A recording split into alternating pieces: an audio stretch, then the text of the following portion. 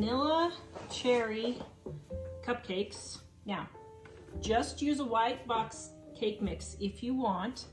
I just don't happen to have one on hand. I am making this out of my Dining on a Dime cookbook, volume 1, on page 293.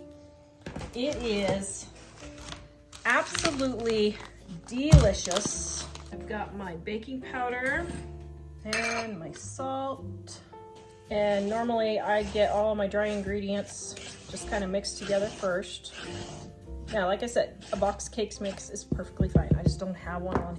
All right, I have this milk that I need to use up from my stockpile, and my vanilla, and my eggs. Oops, I forgot my oil. And a half a cup of shortening.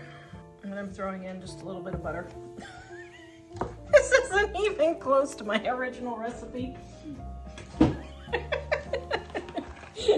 Oh, that's hilarious. Okay, got my cupcake liners there that I bought. I think I got 1,000 of these, or 2,000, I don't know.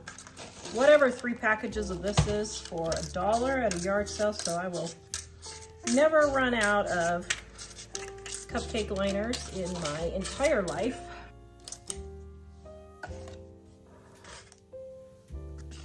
And we're gonna get these baked, okay? Okay, I have my cherry filling here. Now, this is, I think, 2 pounds that I bought at the Amish store.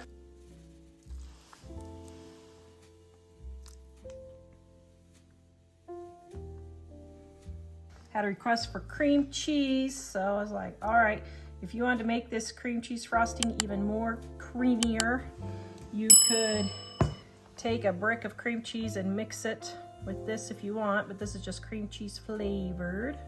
So I'm gonna put a dollop on top so they know it's cherry. That'll look good. Yum.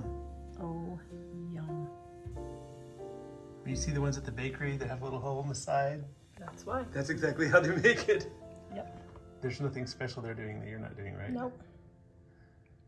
Except they're making 3,000 of them.